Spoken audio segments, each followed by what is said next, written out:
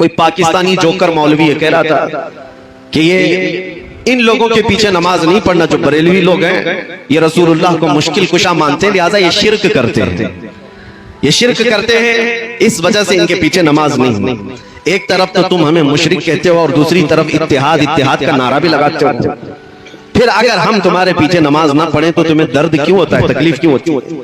لیکن یہ جملہ مجھے بڑا سخت لگا کہ نبی پاک صلی اللہ تعالیٰ علیہ وسلم کو اگر آج کوئی مشکل کشا سمجھے، اپنی مشکلوں کا حل کرنے والا آقا سمجھے، تو یہ صاحب ہمیں مشرک قرار دیتے ہیں۔ پھر شرف الدین امام بوصیری کے بارے میں تمہارا کیا خیال ہے، جو لقوہ اور فالج کے اثر کے بعد اپنے بستر پر لیٹ کر کے حضور کی بارگاہ میں یوں کہتے ہیں، یا اکرم الخلق مالی من الوذ به سواک عند حلول الحادث العممی ولن یضیق رسول اللہ جاہک بی اذا الکریم تجلی باسم منتقمی۔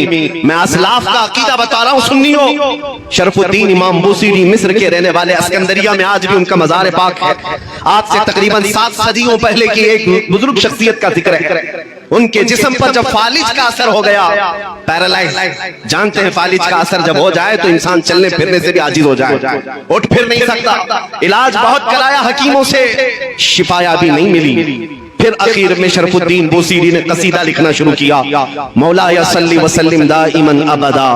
یہ قصیدہ آج پوری دنیا میں مشہور ہے، اس کے 2 شعر آج بھی حضور کی جالیوں کے دروازے پر بھی لکھے ہوئے موجود ہیں۔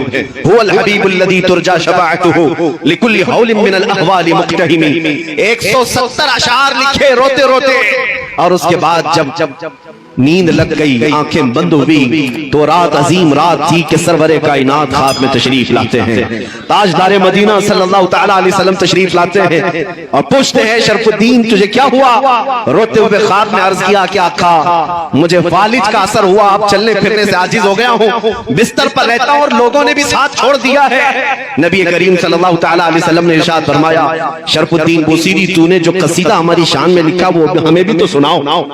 انہوں نے اپنا قصیدہ لکھا تھا، لیکن جو پہلا شعر ہے، پہلا مصرع، اس کا ایک ہی مصرع ان سے بن پایا تھا، دوسرا مصرع نہیں بنا تھا۔ مولا یا صلی وسلم دائما ابدا، بس اتنا ہی مصرع بنا تھا، دوسرا نہیں تھا۔ وہ خواب میں میرے آقا کو سناتے رہے، مولا یا صلی وسلم دائما ابدا، رک جاتے، نبی پاک نے ارشاد فرمایا، بوصیری اس کا اگلا مصرع میری جانب سے ہے، علی حبیبک خیر الخلق کلہم۔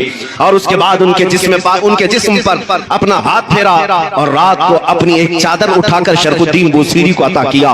خواب کی بات ہے، خواب کی بات ہے، اور نبی کریم صلی اللہ تعالیٰ علیہ وسلم کی وفات کے 700 سال بعد کا واقعہ ہے، حضور کے پردہ فرمانے کے 700 سال بعد کا واقعہ ہے۔ شرف الدین بوصیری کہتے ہیں، صبح جب میری آنکھ کھلی پورے گھر میں ایک عجیب سی خوشبو مہک رہی تھی، اور جب میں اٹھنے کی کوشش کیا تو دیکھا نہ میرے ہاتھ میں فالج ہے نہ پیر میں فالج ہے، جسم صحیح سلامت ہے۔ خواب کی بات خواب ہوتی ہے، لیکن شرف الدین بوصیری کہتے ہیں میرا جسم بھی سلامت تھا، اور پھر میں غور سے دیکھتا ہوں تو میرے بستر پر رات کو عطا کی ہوئی میرے مصطفیٰ کی چادر بھی موجود تھی۔ 700 سال بعد وہ نبی مشکل کشائی کرتے ہیں۔ یہی بزرگوں کا عقیدہ لے کر کے بریلی کے امام نے ہمیں عقیدہ دیا تھا، ان کے اپنے پیٹ سے لایا ہوا عقیدہ نہیں ہے، بریلی کا عقیدہ وہی ہے جو صحابہ کا عقیدہ تھا۔ ایک صحابیہ اپنے بیٹے کو لے کر کے آئی بارگاہ مصطفیٰ میں، کہا یا رسول اللہ یہ بولتا نہیں ہے، یہ گنگا ہے، بچپن سے نہیں بولتا، اس کے لیے کچھ فرمائیں۔ 8 سال کا ہو گیا،